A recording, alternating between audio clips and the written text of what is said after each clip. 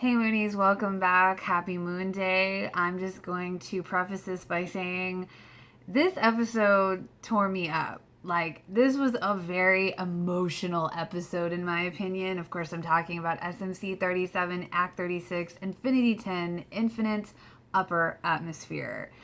The opening is very ominous feeling, very powerful, very creepy. You see this purple light destroy the building where Mistress Nine is sitting at the base, and the inner Senshi appear coming out of the wreckage, passed out in these orbs. And, Sailor Moon tries to fly to them, but she cannot touch them. And she gets zapped back, and, she kind of sees Hutaro-chan and realizes, or Mistress Nine, and she realizes that's not Hotaro-chan anymore. And for me, that was kind of like, wow, really? You think? It's like, I was really glad that she's finally admitting it. It was nice to see her finally admit that. So then we kind of see the sky storming and everything's going crazy. And I really liked this part because this is when, Master Pharaoh 90, Mistress Nine is saying once Master Pharaoh 90 completes the vesselization, this planet will be their new home. And the outer Senshi all come together and assemble, and they say, "We will stop his invasion with the force of we three." Sailor Pluto says, "Neo Queen Serenity, who will eventually reign the world." Sailor Uranus, the planet where our queen was born. Sailor Neptune, we must protect the new silver millennium. And this planet, that's our mission. And with great effort and their powers combined, they were containing Master Pharaoh 90's vesselization powers. So I really, really loved that moment. It was a very good moment, and it was like one of those shining moments, I thought, a little bit for the outer Senshi specifically. Mistress Nine kind of starts to come out of her human vessel, saying that she no longer has to stay in this puny, weak human body, but Hotaro's spirit inside of her, is saying that she won't let her escape. And at this moment in the episode, this is just a side note for me because her Mistress Nine's facial expressions were very, like, almost too comical to me. They were just really silly, or to me, it didn't fit. But then I have to think, okay, maybe they're trying to channel some of the original Sailor Moon type thought process, and that's the only thing that I can really think about that, because it's really the only thing that kind of makes sense there for me. But it just, at that very moment, like, just as for SMC, it didn't fully fit for me personally. But like I said, they might have been channeling OSM. I don't really recall Mistress Nine looking kind of silly in the original Sailor Moon, but I think maybe they were just kind of going for that, like, villain, like the way they did the villains maybe in OSM. So anyway, back to SMC.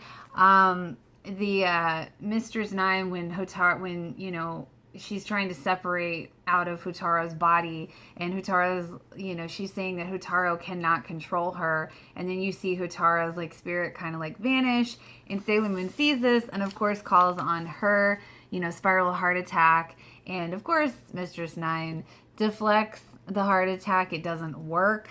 And she's now trying to rip apart Hotaro's body, and Hotaro's spirit is inside and takes the silver crystal, or Chibiusa's silver crystal, and Rini's soul. I always call her Rini.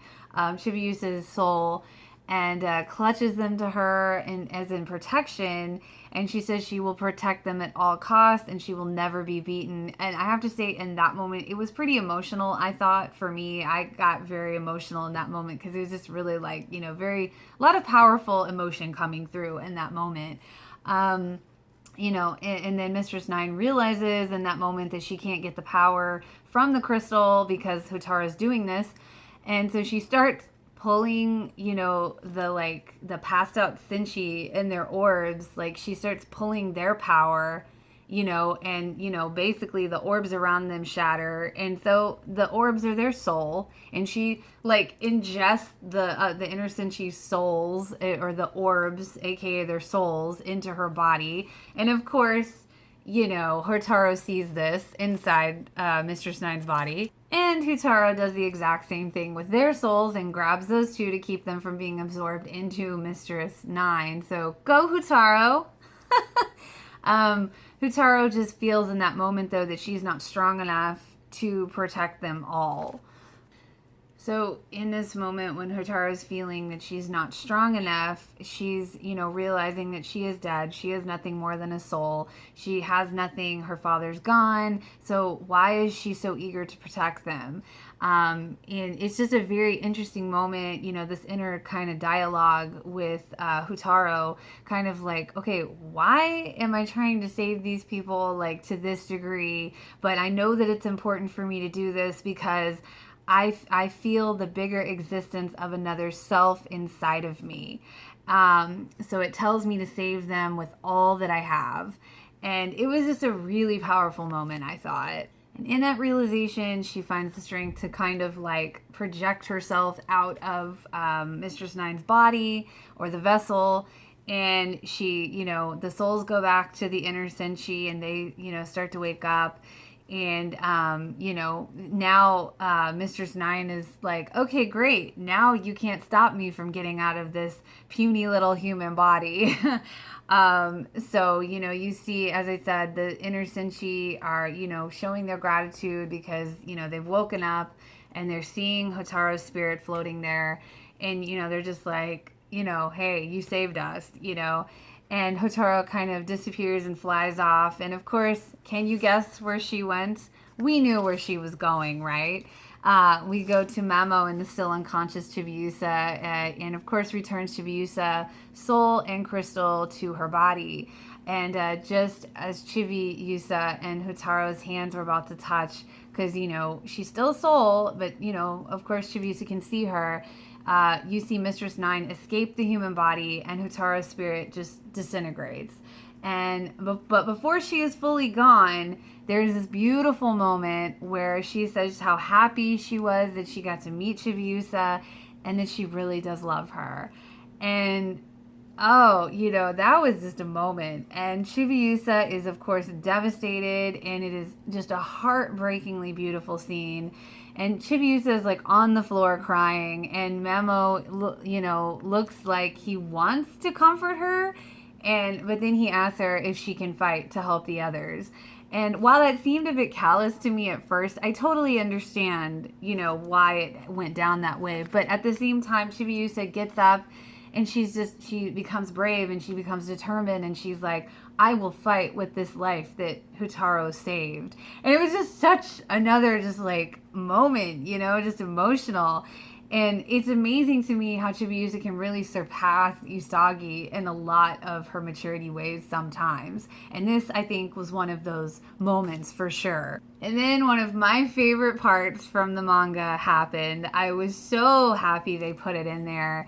As, Chibimun, she transforms and she's thanking, Mamo for, saving her, keeping her alive long enough to get her soul back. And it was just such a beautiful moment because as she's flying off, Mamo says he feels like he's just given her away in marriage. And like I said, it was one of my favorite parts in the manga. It was just like, oh my God, like so much emotion in that moment. It was so beautiful. And then I really liked it because, and another great little, maybe fan service moment, but I was so happy because at the moment he's feeling like he's received power from Hotaro and, Chibiusa through that situation. And he was like, you know what, I'll be there soon, Usagi. And we get like a little bit, very, very short kind of transformation scene, not like the full transformation, but it's more than I think we've ever gotten really, unless you watch like PGSM, because like the after ones, like there was one where there was total fan service in that transformation scene. But this was just great. I really loved it. It was small, but it was perfect in my opinion. So it was great that we got to see that. I really liked that. So, and here comes Mistress Nine totally transforming into this ugly, crazy looking monster screaming for Sailor Moon's crystal. And, the inner Senshi they all do this united attack. And then comes Sailor Chibi Moon and puts her attack in with theirs, and it knocks, Mistress Nine out. And everyone is happy to see Chibi Moon, and they all say Hotaro lives in their hearts. And then, of course, Mistress Nine wasn't done, and she's back and breaking the barrier that the outer Senshi put up. And then here comes Tux flying in, and he's like, tells Sailor Moon, transform to Super Sailor Moon, hello. No. But it was a good moment. And for some reason, it gave me goosebumps a little bit in that moment, because it was just like, hey, let's do this, And in all the Guardians come together, and Sailor Chibi Moon is saying how she's looking at this, and she's like, I want to be strong like Sailor Moon one day too. And it was just so cute. And then I knew something was coming, and I wasn't totally sure, and the 2 moon chalices appear, and I was like, oh my God, like it was so amazing. And, it was such an awe moment. And then we flash back to the cats, and Diana recognized it. She goes, small lady. And I was like, oh, I love it. And Artemis realizes that small lady's desire set off a new awakening. And this episode is just so amazing. And I absolutely love it, because they came together, and they're having their super Sailor Chibi Moon and Super Sailor Moon moment, and they're combining their powers, and it just ends, and it's just like, oh my God, so much happened in this episode, and it was so intense and so much freaking emotion, in my opinion, but it was once again amazing overall. So yes, the next one is, for the preview was We'll Fight with the Memory of Hotaro in Our Hearts. And hashtag Sailor Saturn.